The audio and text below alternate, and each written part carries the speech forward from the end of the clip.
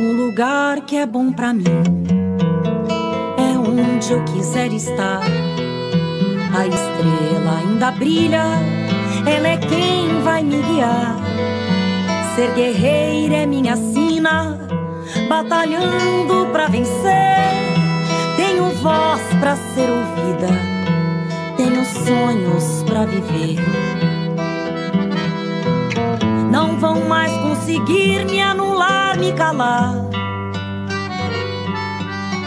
Ninguém vai me impedir de cantar e lutar. Seja em casa, no campo, na rua ou na praça. Chega de mordaça, agora eu vou falar. Porque eu sou mulher pra fazer acontecer. Eu sou uma delas, são elas por elas, ocupando os espaços de poder. Nesta semana, o TV Elas por Elas Formação vai falar sobre política e maternidade. Olá, eu sou Anne Moura, estou secretária nacional de Mulheres do PT, mas sou do Amazonas. Muitas conhecem um pouco da minha trajetória, mas eu quero contar hoje e falar com vocês de um outro lugar que recentemente eu descobri, mas que é muito importante para a nossa construção política feminista, que é a maternidade e política. Nós sabemos que essa é uma realidade que ela não é tão falada, não é tão comum, embora a maioria das mulheres, ou quase todas, que escolhem ser mãe, elas vivenciam alguns desafios. E eu confesso para vocês que eu mesma, como militante feminista a vida toda, sempre defendi a luta das mulheres, das mães, mas é completamente diferente estar nesse lugar de me tornar mãe.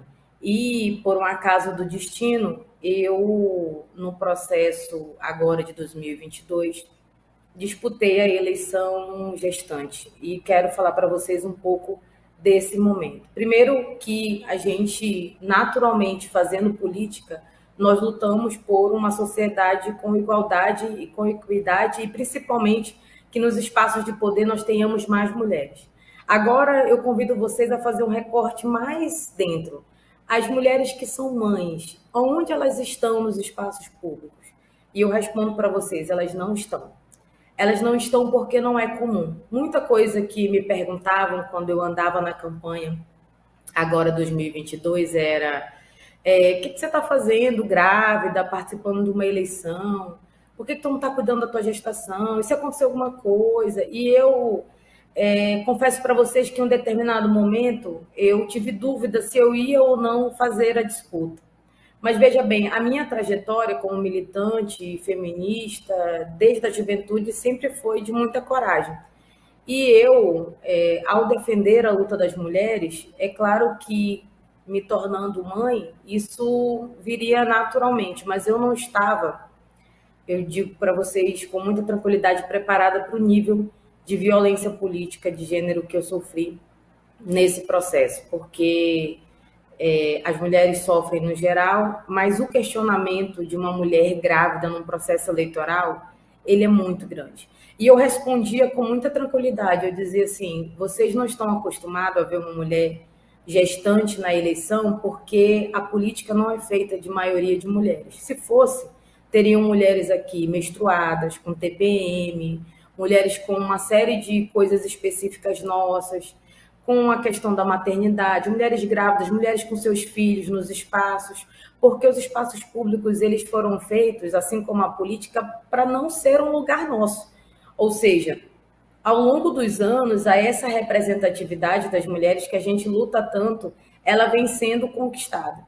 Claro, depois de muita luta do movimento de mulheres, movimento feminista, garantindo inclusive através das regras que tenha a obrigatoriedade das cotas.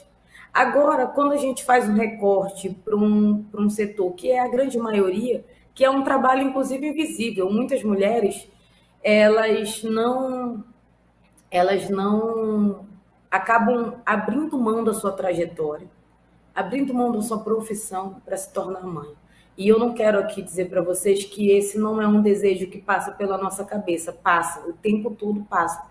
Porque quem deseja ser mãe, que essa é uma escolha de cada mulher, é claro que ela quer ser mãe e quer que dê tudo certo. Ela não quer que as coisas deem errado. Porém, ao escolher ser mãe, viver a maternidade, isso não pode anular a gente como mulher. E eu digo para vocês que foi um pouco do que eu fiz nesse processo de eleição, que eu não tinha exatamente a consciência do que aquilo poderia se tornar. Mas eu fiz uma campanha sem abrir mão de tudo aquilo que eu acredito, com toda a saúde, claro, acompanhamento médico. Eu não ia colocar em risco nem minha vida, nem a vida do meu bebê. E fui para o palanque, andei nas caminhadas, fiquei participando de todo o processo, mais na capital, em Manaus. Eu disputei, para quem não sabe e não lembra, como candidata a vice-governadora no estado. Então, o nosso estado ele tem dimensões continentais muito grandes, então tinha que viajar de avião, de barco, isso sim poderia ser um risco, então eu fiquei mais na capital. E eu digo para vocês com muita tranquilidade que as mulheres não estranhavam me ver na campanha gestante, porque essa é a realidade de muitas. Trabalhar até véspera de parir, essa é a realidade. Mas a sociedade como um todo, que tem uma estrutura machista e patriarcal, também não acha que aquele lugar é para a gente maternar. Não acham que a gente está arriscando, que não deveria estar ali. E eu encontrei muita solidariedade das mulheres, muitas orações, muito de todas as religiões, muito acolhimento. E eu começo dizendo para vocês que lugar de mulher, de fato, é onde ela quiser. Nós não podemos ser obrigadas a definir ou interromper a nossa trajetória por conta da maternidade. É claro que eu estou falando de uma realidade que é minha, e aqui eu quero adentrar num outro ponto, que é todo o contexto da violência obstétrica, da opção da mulher, de que forma ela quer ter seu filho, do muitas e muitas opiniões que todo mundo quer dar, porque as pessoas não acham, mas isso é um tipo de violência. Quando você fica tentando determinar para aquela mulher que está gestando o seu filho, o que ela tem que fazer, como que ela tem que fazer, você acaba se metendo na vida particular, e isso não deixa de ser uma violência, sabe qual? A psicológica. Porque depois que você fala, ela vai sozinha pensar sobre isso. Então, eu também, claro, vivi uma realidade, já tinha concepções bem definidas, então poucas coisas eu internalizava, assim como eu me preparei, que é o que todas as mulheres têm direito, né? Que é o pré-natal. Eu tive acesso a muitas informações, mas eu estou falando de uma realidade privilegiada. Não é a realidade da maioria das mulheres, embora isso seja um direito. Então, eu falo para vocês desse contexto da gestação, da disputa política, das violências que acontecem, e eu quero entrar num outro assunto, que é a continuidade dessa maternidade. A maternidade não é só você... isso tem tudo a ver com a política e tem tudo a ver com o nosso lugar na sociedade. Não é só você gestar a criança e depois dar à luz, ter a criança viva e cuidar. Aí vem as outras obrigações. Manter a criança viva, você amamentar, porque todo mundo quer dar opinião sobre isso. E tem uma coisa que, para mim, é muito grave, que agora faz parte da minha pauta e eu vou defender em todo lugar. As mulheres, elas não podem, ao decidir ser mãe, se anular. Então, ao ter seu filho nos seus braços, cuidar da amamentação dele, cuidar para que ele vá vivendo com saúde, que é isso que toda mãe quer, a gente não pode esquecer de nós, mulheres. Então, foi a eleição e a política que me fez descobrir que eu não poderia me anular, porque em um determinado momento ao cuidar do meu filho, do Simão Luiz, eu achei que eu teria perdido assim um pouco da cabeça, ou teria perdido um pouco assim do norte do que eu estava construindo. Então, o meu companheiro, Oscar, me ajudou muito, me ajudou a nortear um pouco no lugar onde eu estava, que eu estava disputando um processo eleitoral. De um outro momento, eu já estava ajudando muito na campanha do presidente Lula, coordenando as mulheres na campanha nacional, e eu viajei até os 6 meses ainda de campanha. Então, o meu companheiro, a minha rede de apoio, minha mãe, minha sogra me ajudaram muito a não perder por um momento a cabeça e, principalmente, não deixar de me cuidar. Porque muitas de nós, em ter a responsabilidade de ter a criança bem e sendo cuidada, você acaba se anulando, você não pensa que você precisa se cuidar. E aí entra um outro tema que eu tenho debatido muito e tem que ser pauta das mulheres que atuam na política: o pós-parto, o puerpério. Esse tem que ser um cuidado tão preocupante quanto é o pré-natal. As mulheres e a cultura toda do cuidado da maternidade sempre é no pré, antes do bebê nascer. Quando o bebê nasce, parece que a responsabilidade toda gira em torno de manter a criança viva e do bebê. Só que eu arrisco dizer para vocês que, e por vivência, que o pós-parto, o cuidado com essa mãe, o cuidado com a mulher, ele é fundamental. Porque a gente não precisa esperar um tempo para começar a se cuidar. A gente não precisa, na responsabilidade de amamentar, as mulheres que precisam trabalhar, não ter esse acompanhamento psicológico para poder ir. Não é fácil, gente. Eu saí do processo eleitoral, primeiro que a gente não ia para o segundo turno. Todas as pesquisas diziam que nós não íamos para o segundo turno. O presidente Lula veio aqui e o presidente Lula falou no dia do ato aqui em Manaus, ele falava: eu espero que a Anne aguente pelo menos o dia da votação, porque minha barriga estava enorme, assim, eu fiz subi o palanque, organizei tudo, eu fui até quase os 9 meses na rua, fazendo campanha, e aí não tinha uma pesquisa que falava que a gente ia para o segundo turno. Então, na minha cabeça, aqui no Amazonas, né? Na minha cabeça funcionava: eu vou passar o primeiro turno e depois eu vou ter meu bebê e vou cuidar do bebê, então vou ter um tempo para cuidar. Porque nós estávamos na batalha também do presidente Lula, né? De eleger o presidente Lula e, claro, eu sabia que depois eu teria que retomar minhas tarefas nacionais. Pois bem,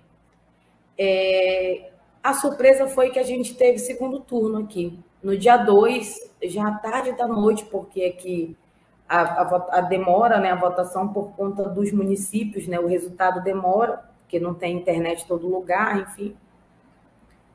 Sai o resultado que nós vamos para o segundo turno. E a minha cabeça era o tempo todo assim: como que eu ia fazer no meu puerpério para dar conta de manter a criança viva e continuar fazendo campanha? E isso é interessante. Por que eu estou falando sobre isso? Porque esse puerpério, o pós-parto, esse momento, ele não pode se resumir a cuidar da criança. E foi com a ajuda de fisioterapeuta, da minha médica que fez meu parto, da minha rede de apoio, mas principalmente dos profissionais de saúde que me ajudaram a entender que eu podia me cuidar. E isso, gente, é o que eu desejo para todas as mulheres hoje. Hoje eu digo para vocês que eu me tornei uma ativista desta pauta, por vivenciar e por saber que muitas vezes o que acontece com a maioria de nós mulheres é porque a gente não tem informação. Se a gente tivesse informação e cuidado, eu acho que a realidade seria outra. Muitas mulheres conseguiriam recuperar muito mais rápido, e quando a gente se recupera muito mais rápido, a nossa questão da autoestima feminina, ela volta toda. Eu tinha que me arrumar, eu tinha que me maquiar, porque eu tinha que fazer campanha no segundo turno, e eu comecei a gravar dentro de casa o podcast, e essa foi uma escolha minha. Eu respeito as mães que querem viver todos 6 meses de afastamento, e o PT me permitiu isso, claro, com toda certeza, e meus amigos, quem trabalha comigo, achava que tinha que ficar os 6 meses. Mas também é uma escolha de cada mulher. Se eu me sentisse segura, e por óbvio que eu me senti, eu poderia voltar para essa campanha, para o processo eleitoral. Mas eu arrisco dizer para vocês que isso foi fundamental para eu cuidar melhor do meu filho, porque eu me via obrigada a ter que levantar, a ter que me arrumar, a ter que fazer minha unha, a ter que me ver como mulher, porque em algumas noites amamentando, eu delirava, achava assim, não sabia nem onde eu estava. Então, a responsabilidade de saber que, para além de cuidar daquela criança, eu tenho outras responsabilidades, isso me fez acelerar a minha volta, eu digo até minha volta para o meu corpo, mas me fez ter consciência de que eu não poderia ali me entregar, que eu poderia me organizar melhor, me cuidar melhor. E eu acho que essa tem que ser uma luta nossa, das mulheres feministas de esquerda. Olá, meu nome é Tatiane. Para começar essa aula sobre maternidade na política, eu vou me apresentar para vocês. Tenho 34 anos, fui mãe aos 16, isso significa que eu tenho hoje um filhinho de 18 anos, que é o Igor, né? Sou militante feminista e ativista pelos direitos humanos, sou educadora popular, comunicadora social e estou na luta por uma política que inclua a todos, todas e todes, sem distinção. E isso significa dizer que também luto pela inserção de mulheres mães nos espaços políticos. E a gente vai falar um pouquinho, né? Vou aprofundar um pouco mais nessa aula com vocês, mas vocês vão entender a importância de se discutir a maternidade na política, porque isso, infelizmente, ainda é uma das principais dificuldades, né? Um dos principais fatores de distanciamento das mulheres desses espaços políticos, esses espaços de poder. Uma pesquisa recente da Tássia Ribeiro trouxe alguns dados sobre violência política de gênero, e eu acho que a partir desse ponto, da violência política de gênero, a gente vai conseguir destrinchar melhor o distanciamento das mulheres mães desses espaços políticos, mas para isso a gente precisa partir desse princípio, né?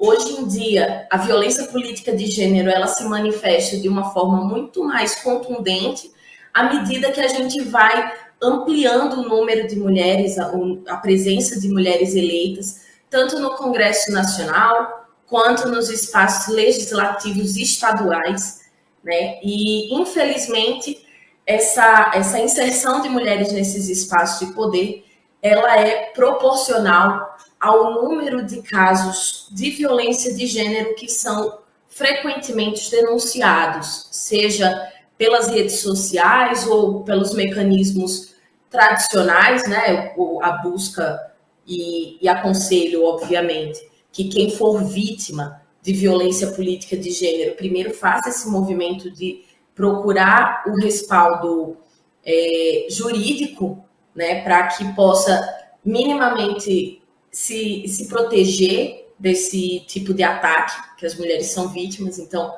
primeiro você vai atrás de auxílio jurídico e depois você faz um movimento de denúncia nas redes, e aí falando um pouco como comunicadora social também, para que isso possa fortalecer, inclusive, a sua luta, para que isso não fique invisibilizado, para que você não esteja sozinha fazendo esse tipo de enfrentamento.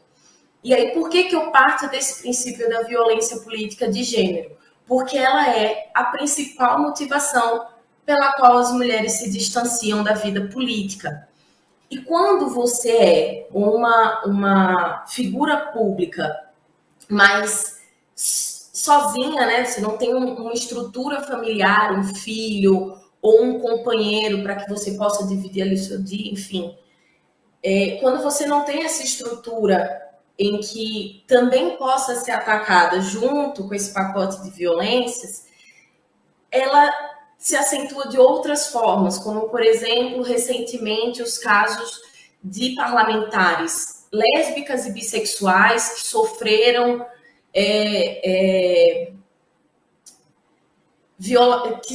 algum tipo de ataque LGBTfóbico, né? Que falava sobre estupro corretivo, que buscavam, através de ameaças, amedrontar essas parlamentares para que elas tivessem menos atuação na vida política, né? Tentando, na verdade, silenciar essas mulheres. Então, da mesma forma que acontece com essas companheiras, acontece com as mulheres mães. Inclusive, aqui eu trago um recorte da companheira Manuela Dávila, que foi nossa vice à presidência da República em 2018, junto com o Haddad, e que sofreu diversas ameaças com a filha. A filha dela foi constantemente ameaçada por extremistas de direita, pessoas que acreditavam que tinham o direito de perseguir a criança na escola, fotografar, publicizar em grupos de WhatsApp, onde a menina estudava, qual era a rotina dela, e ameaçar, inclusive, a Manuela Dávila de que estariam fazendo vários tipos de barbaridades com a filha. Então, a partir da filha da Manuela, ela sofre um tipo de violência política de gênero que, na minha avaliação, é uma, assim, das mais perversas, porque você está lidando com aquilo que a mãe, né, e aí a maternidade traz essa vinculação entre mãe e filho, que é muito forte.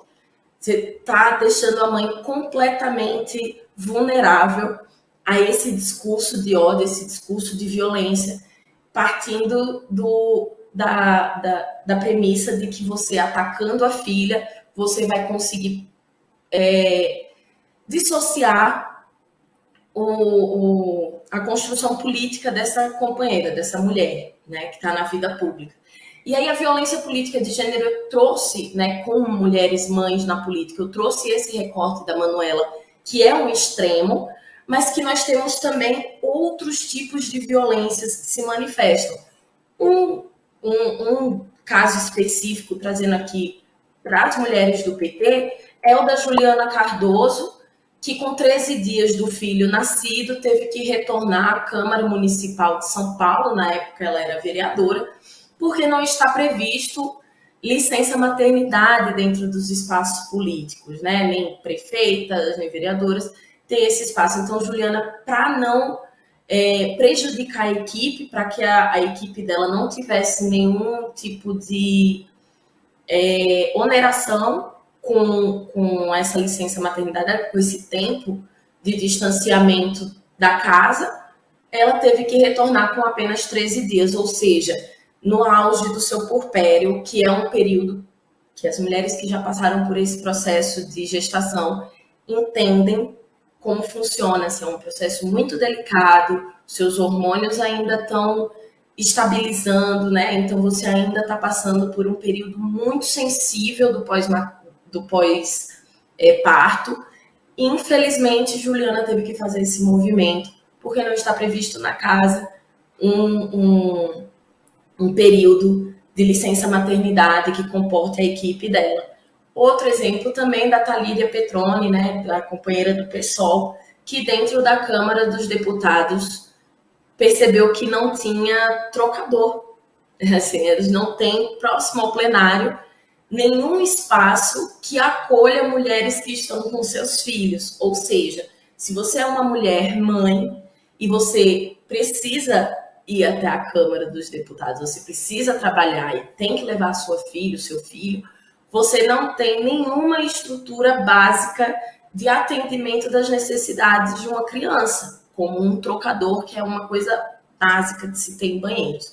Então, infelizmente, essas são estruturas que parecem sutis e que não foram pensadas com uma certa maldade, mas não, elas foram pensadas justamente para comportar o homem nesses espaços de poder. Não existe dentro da estrutura do nosso legislativo e do nosso executivo uma proposta de acolhimento de mulheres que são mães dentro da vida política. A gente precisa criar mecanismos, né, como, por exemplo, eu vi uma entrevista recente da própria Thalíria falando que dentro dentro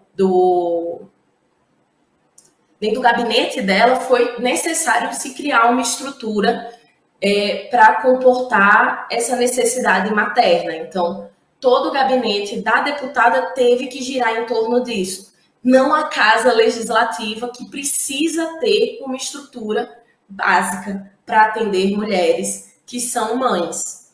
E aí, isso se reflete nos dados, né? A gente tem, na América, nas Américas, de uma forma geral, a gente tem aí um índice de 34,7% aproximado de mulheres dentro dos parlamentos, né? E, infelizmente, no Brasil, a gente está com metade disso. 17% é o nosso percentual hoje na Câmara dos Deputados, no Senado Federal.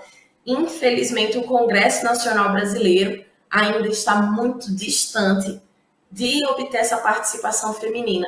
E parte disso é por conta da ausência de estrutura para comportar as necessidades femininas, entre elas a maternidade.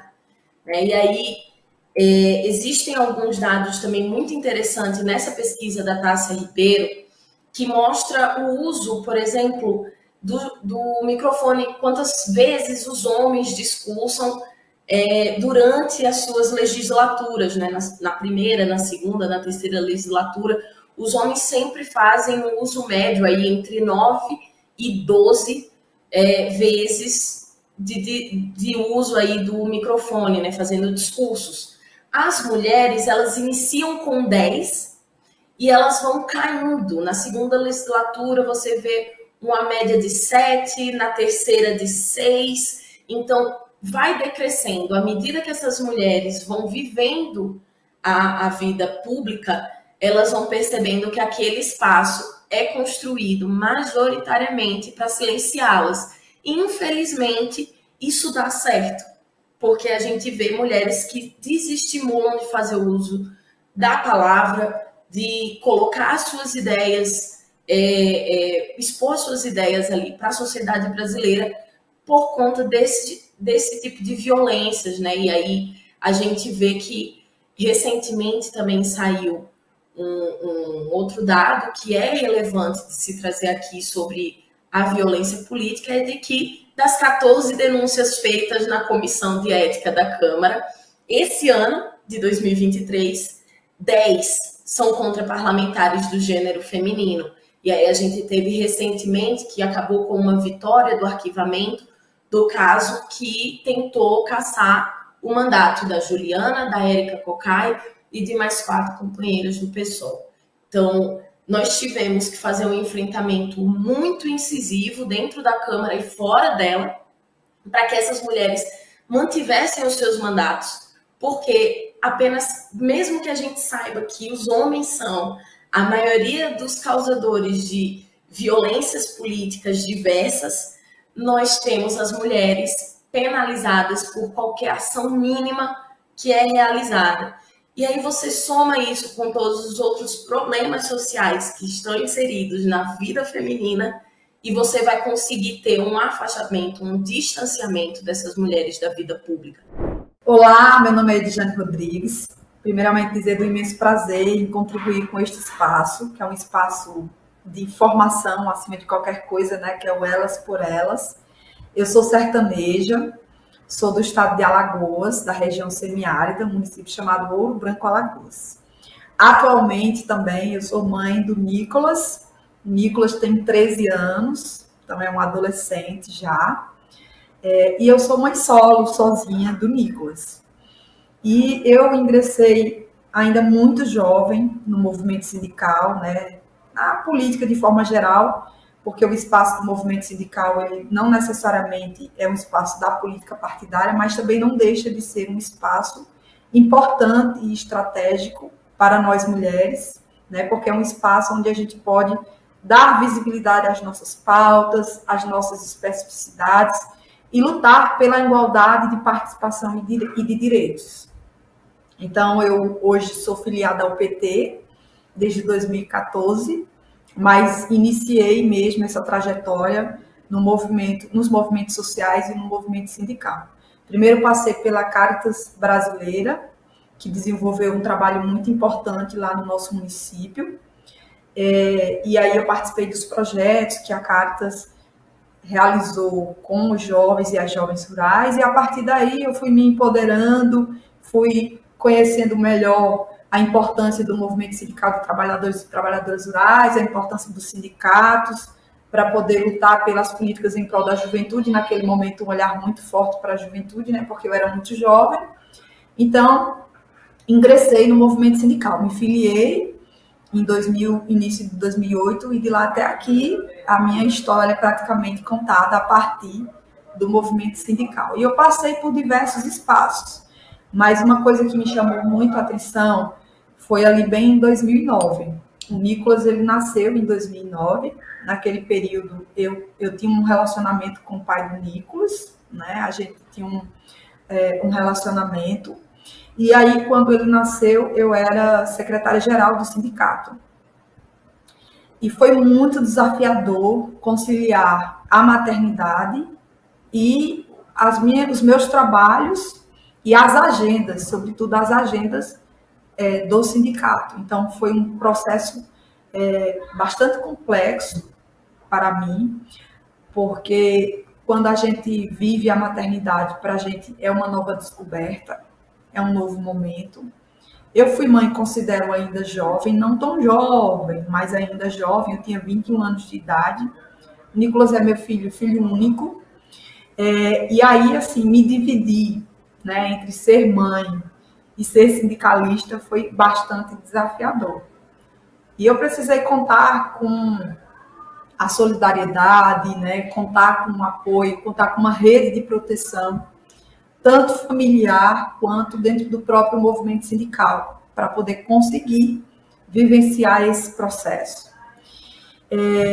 Uma das coisas assim que me chamava muita atenção, e eu também preciso lembrar que o meu período de gestação foi muito difícil também, porque eu tive muitos problemas de enjoos, então eu tinha indisposição, eu tinha mais dificuldade em exercer as minhas funções lá no sindicato.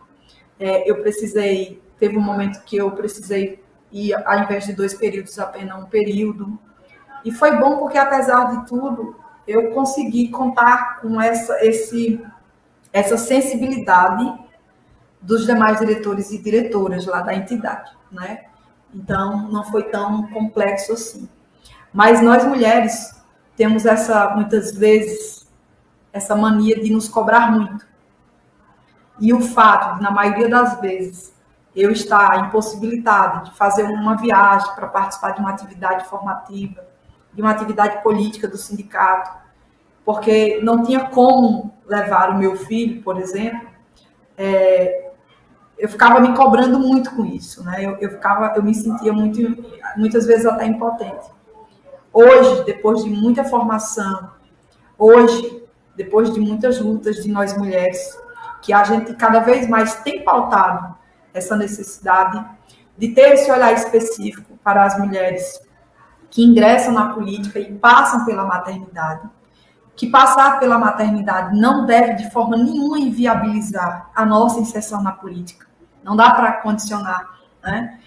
De lutarmos por igualdade, mas de lutarmos por equidade, de compreender que a gente tem as nossas especificidades e para ter igualdade, de fato, de direito, essas especificidades, elas precisam também serem levadas em conta, né? E aí eu levava muito o Nicolas para as atividades. Muitas vezes, lá em Alagoas, a nossa sede da federação é em Maceió, eu saía, né, de Ouro Branco, 280 quilômetros, para Maceió com meu filho, e sempre levava uma prima minha para poder ficar olhando meu filho enquanto eu participava das atividades. Porque eu também optei por amamentar ele, até onde eu pudesse amamentar ele. E, para minha sorte, ainda eu consegui amamentar ele até 1 ano e 8 meses. Então, para mim, isso foi muito importante, é algo que eu guardo assim, é uma preciosidade, né? Poder ter tido esse momento, mãe e filho, com o meu filho. E aí eu levava ele para as atividades, participava das oficinas que preparavam os cursos formativos. mas sempre tinha esse apoio, esse olhar, né, de compreensão, de que eu saía nos intervalos, precisava dar de mamar para ele, ele entrava, também acabava participando da agenda. Era muito cansativo para a gente, né, muito cansativo.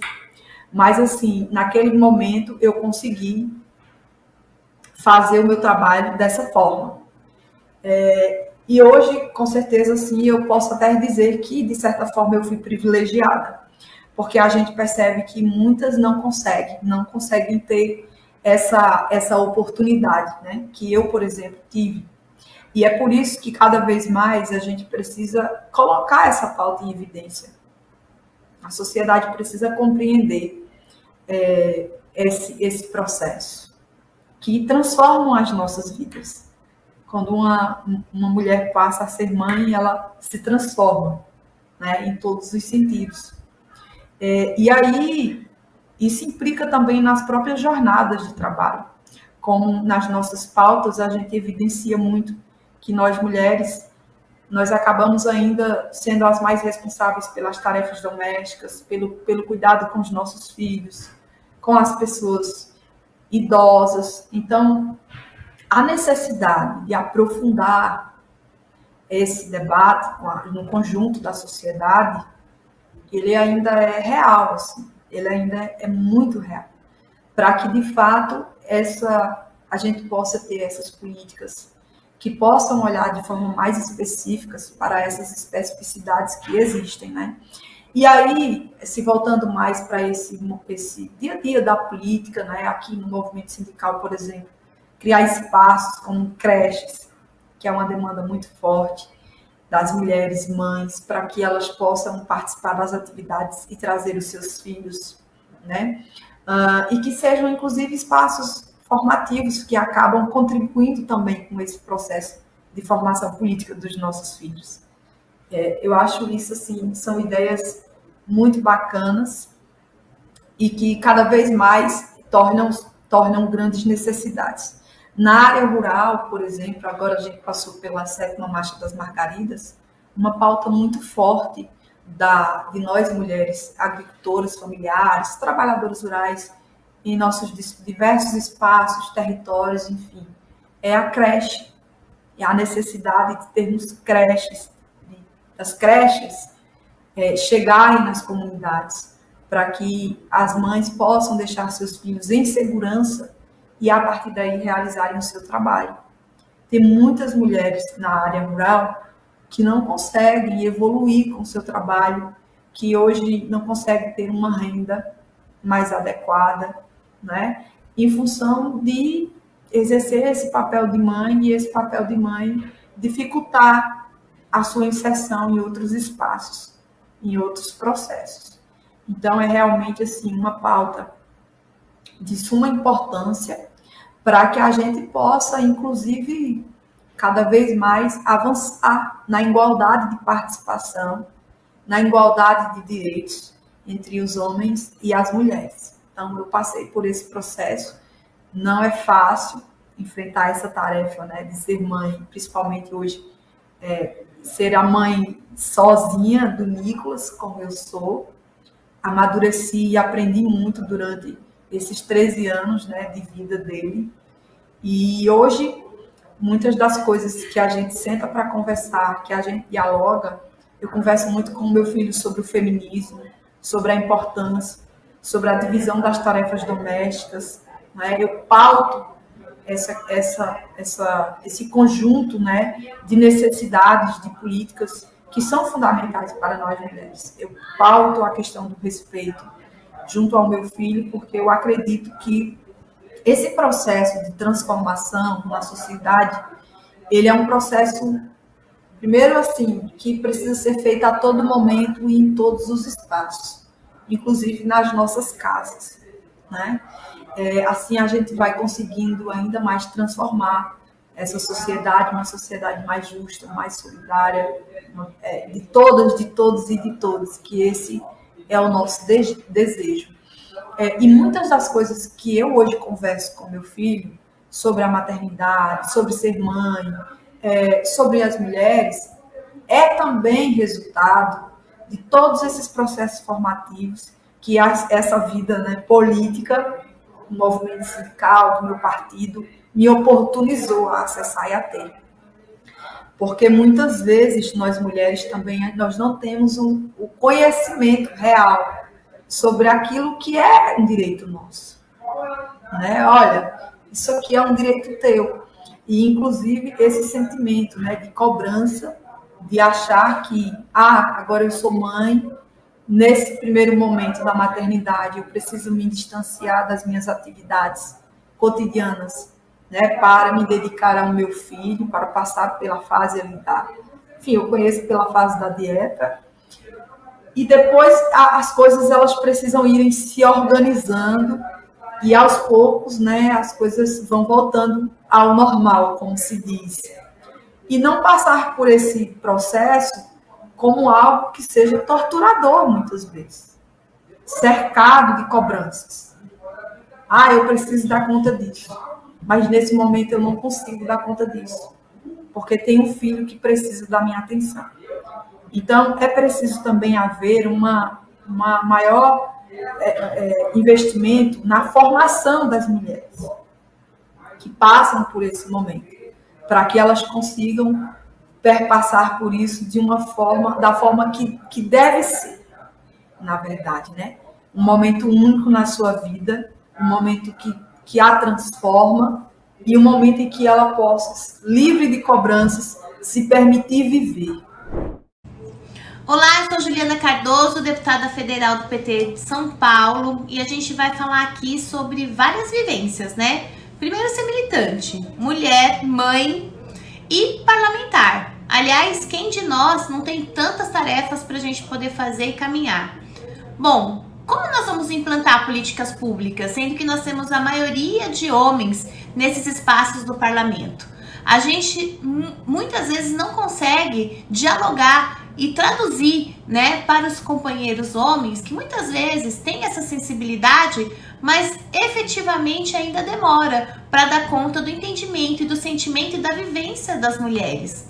Pois bem, quando eu engravidei pela primeira vez, eu já estava na política há muito tempo, atuava ali no SEDECA, na região de Sapopemba. Ali a gente tinha um trabalho muito vinculado nas divisas de Santo André, onde a gente tinha a relação com as pastorais operárias, as comunidades eclesiais de base. Era divisa que tinha enchente, desapropriação e muitas vezes a gente tinha que caminhar com as nossas crianças para poder ajudar as pessoas que estavam perdendo a sua casa. Portanto, na Zona Leste, na periferia, as famílias mais carentes e mais vulneráveis sempre precisavam estar muito atentas junto com toda essa relação da cultura, universidade, comunidades de base, para que a gente conseguisse avançar nas políticas públicas. E a Maria Clara, minha filha mais velha, sempre estava ali junto e já também sentia e via a necessidade de ter saneamento básico, a falta de vaga na creche, a falta de assistência social, as mulheres sem trabalho, sem renda, uma população que toda vez precisava ter um atendimento do poder público que não existia naquela época. Então, quem se mobilizava? A comunidade. Então, ser mulher, não só no parlamento, mas ser mulher na política, também tem enormes desafios para a nossa caminhada. Enxergando esse espaço, né, vazio, de que pudesse ter um parlamentar que estivesse ali presente com a gente o tempo todo, eu escolhi, né, me candidatar como vereadora da cidade de São Paulo e fui eleita com 28 anos. E a minha menina, Maria Clara, tinha 4 anos em 2008. Portanto, os 4 mandatos que eu tive como vereadora da cidade de São Paulo foi muito importante porque a gente está falando de 12 milhões de habitantes. A experiência de militante, a experiência de assessoria, ela foi muito importante nas articulações do movimento social popular, mas sempre vinculada na nossa periferia, na zona norte, sul, leste, oeste, centro, enfim, em todos os cantos da cidade. E embora não pareça, mas também a gente tem muitas pessoas que estão nas periferias ou não, que tem muita atuação política no movimento social popular, para que a gente consiga ter uma política efetiva de fato, que faça transformação na vida das pessoas. Bom, eu com 28 anos, quando chego naquele local onde de 55 vereadores, era 5 mulheres, eu a única mulher de esquerda, feminista, vocês imaginem o sofrimento de conseguir emplacar qualquer projeto de lei que era vinculado, por exemplo, para recursos para combater as enchentes, ou recurso para construção de moradia, ou fazer projetos de lei de IPTU progressivo para que as pessoas mais carentes não pagassem tantos impostos, ou colocar recurso para que a gente tivesse asfalto, iluminação, ou lutar principalmente para creches, né? E creches de qualidade. Enfim, é uma vereança que ela foi caminhando sempre junto com o povo. E é assim que precisa ser, porque parlamentares que sempre fazem ou acham que podem fazer tudo sozinhos, não dá certo. Só dá certo quando você tá articulado com a comunidade, ouvindo, escutando e pisando na base. É dessa forma que nós mulheres na política conseguimos se assegurar, porque também não é fácil tanto enfrentamento que a gente faz nesse mundo machista que infelizmente não foi pensado para as mulheres. É importante dizer que eu já tinha Maria com 4 anos, então ela sempre andava comigo em alguns momentos quando eu não estava na creche, porque a gente trabalha de final de semana, feriado, não tem dia, né? Então muitas vezes, para que ela pudesse ficar com a mamãe, ela sempre estava comigo. Então vocês podem ver várias fotos de ela pequenininha, até mais ou menos 10, 11 anos, ela andando comigo. Agora já tá com 17, né, gente? Não quer mais saber. Porém, eu como vereadora também tive um outro filho, que foi o Luiz Eduardo, que hoje está com 9 anos. O Luiz Eduardo foi uma bênção na minha vida, porque eu tive que me reorganizar, me reaprender a saber como que porque demorou 7 anos entre a Maria Clara e o Luiz Eduardo, e eu já era vereadora. Então, eu tive muita dificuldade nesses primeiros dias, né, de dar conta de ser mãe e ao mesmo tempo ser parlamentar. Por que eu tô falando isso? Porque na Câmara Municipal de São Paulo não há licença maternidade. Então eu tive que trabalhar com o Luiz com 13 dias. E entre amamentar, cuidar do bebê, tentar ter uma tranquilidade, não aconteceu na vida do meu filho. Mas o que foi muito importante é que essa rede, né, de mulheres, de outras mulheres, me ajudaram a dar conta de fazer o trabalho como vereadora, estar na tribuna, ir para o plenário, participar de atividades junto com ele, para que ele não perdesse esse momento da amamentação, porque eu não queria tirar do peito.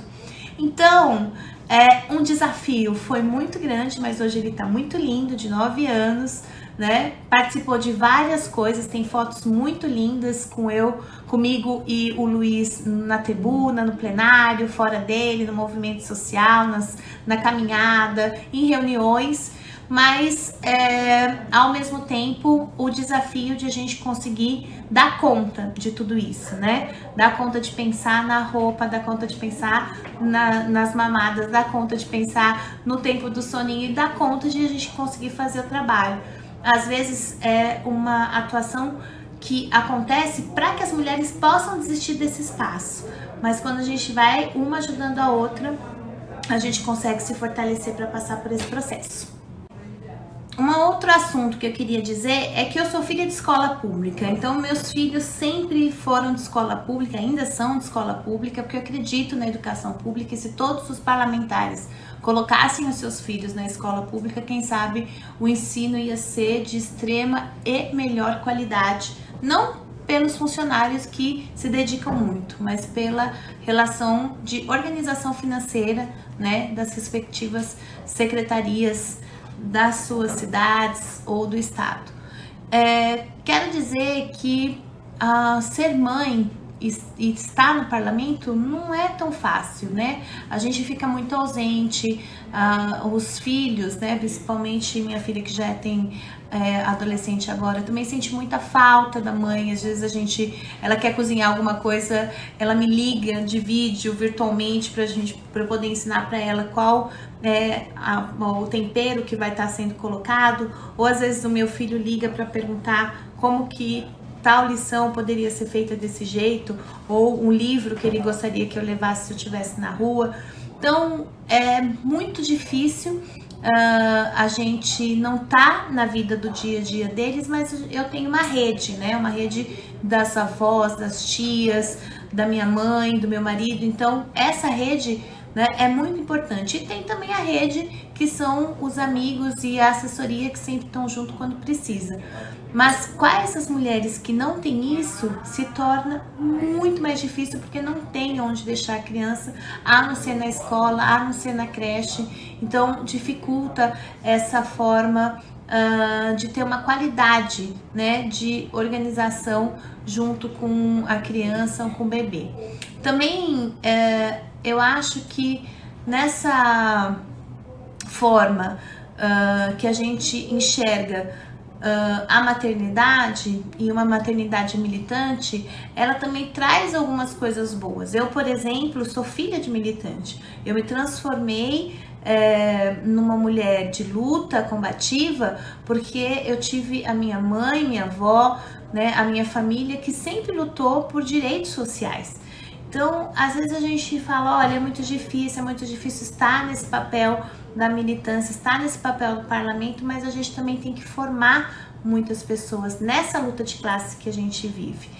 Óbvio que não é uma maternidade romantizada, não é, gente, é tudo uma confusão, é tudo muito difícil. Às vezes a gente quer chorar, a gente quer fugir, a gente quer falar para o mundo que eu quero descer. Mas quando você faz coisas que você enxerga que fez a diferença na vida de uma pessoa, ou na vida de uma comunidade, ou na própria tocar, né, situações que você toca os seus filhos ou a sua família, só isso já faz a diferença de tanto sacrifício, mas com muito amor e dedicação, e principalmente nessa luta de direito por igualdade, né, e solidariedade que a gente tanto almeja. Ao mesmo tempo, a gente não precisa só falar da maternidade, né? A gente vai falar sobre as mulheres feministas nesse espaço, né, de poder. A gente não quer só estar aqui como uma vaga ou ser a única, né? A gente quer estar no espaço de poder e decisão. E para que isso aconteça, a gente passa por muitas humilhações, a gente passa por muito enfrentamento, né? Por muito...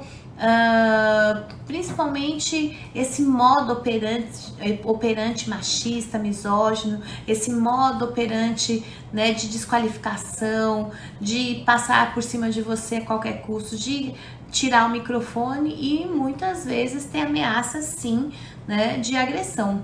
Fora tudo que a gente recebe dentro das redes sociais de ameaça de morte. Então é um conjunto, né, de ações que fazem o tempo todo para que a gente desista desse espaço do parlamento. Mas nós somos muito maiores do que isso.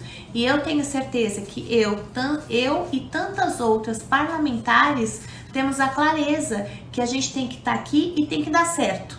Porque estando aqui, dando certo, a gente vai incentivar outras mulheres a também estarem nesse espaço. Até o momento que todas nós sejamos livres, sem ter que presenciar tanta violência de gênero que acontece conosco. Por vezes eu fui a única mulher da bancada, então olha o desafio da bancada do PT. E aí você tem que tentar trabalhar para segurar o direito, né, da defesa de políticas públicas que são voltadas para as mulheres na nossa cidade. E às vezes não é fácil, né, até entre os nossos. Em 2009 a 2023, eu tive que trabalhar muito junto com o movimento de mulheres para aprovar projetos de lei importantes para a gente, para as mulheres, para as crianças, para a assistência social.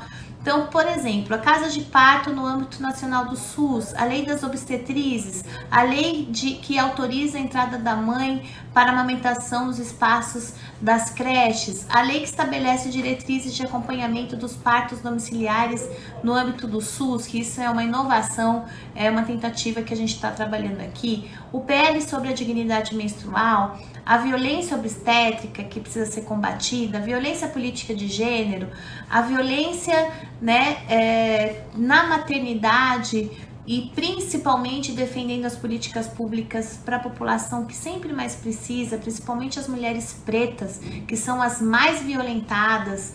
Então, esse olhar é um olhar que é nosso, né, que tá com a gente.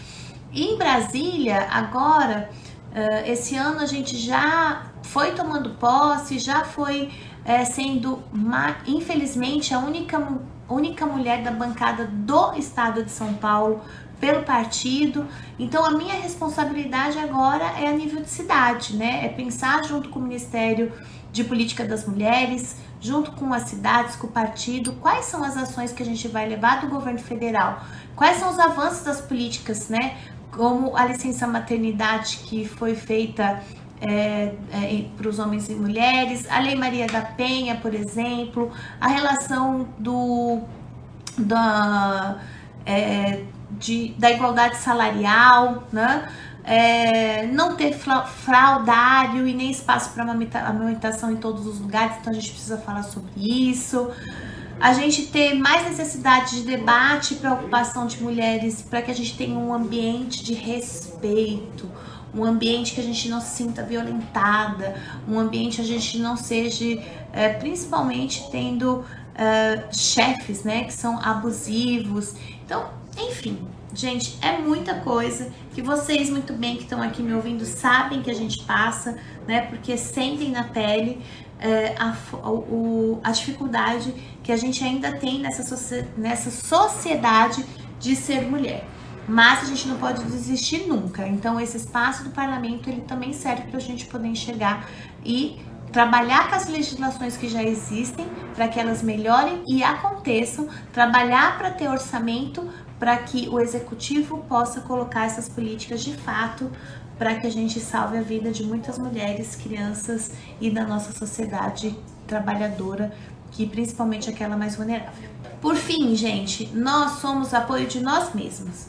Quando estamos em um ambiente masculino e que percebemos que estamos só, ou a solidão institucional, a gente tem que enxergar e ter um olhar para poder acolher essa mulher, essa mãe, essa pessoa que parece que está despercebido. Então, olhe para o lado e reaja quando você vê alguma situação de desconforto, porque o patriarcado faz isso o tempo todo. Eles se organizam e se protegem, e nós também temos que nos organizar e nos proteger.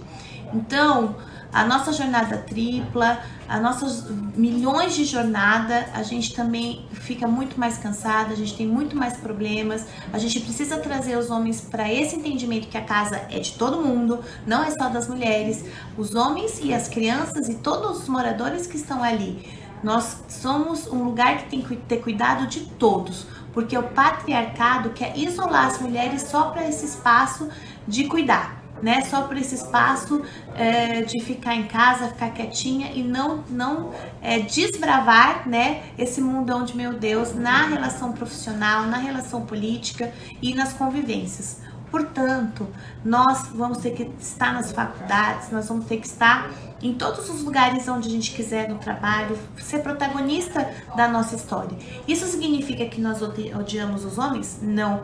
Não odiamos os homens porque a maioria deles saiu das nossas barrigas. Isso significa que nós temos que cada dia mais educar os nossos homens a entender que precisa ter o respeito das mulheres, o respeito à maternidade.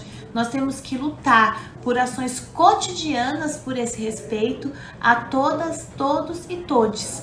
Porque a guerra do dia a dia está infelizmente aí o tempo todo na discriminação de classe, de gênero, de raça e de suas identidades, na sua orientação sexual, na violência contra a mulher, ela é falta de moradia, ela é ausência do atendimento no SUS, ela é o desemprego, ela é aquela desigualdade salarial que já foi passada aqui no governo federal para que a gente possa combater isso. Embora o governo Lula tenha se esforçado muito para isso, infelizmente nós precisamos fazer com que isso aconteça nos estados e no município. Por exemplo, creche noturna, as mulheres também trabalham à noite. Então, mudanças são muito importantes, tanto na Câmara Federal, nas Assembleias Legislativas, nas câmaras municipais, mas acima de tudo, só vai acontecer quando homens e mulheres entenderem que nós precisamos ter o equilíbrio e a organização de equilibrar a igualdade entre homens e mulheres. Muitíssimo obrigado por essa oportunidade. Acompanhe a gente na rede, acompanhe a gente junto com o nosso trabalho, mas acima de tudo, acompanhe Elas por Elas, porque é assim que a gente vai conversando com cada uma de nós, mulheres filiadas ou simpatizantes do PT. Um beijo, até mais!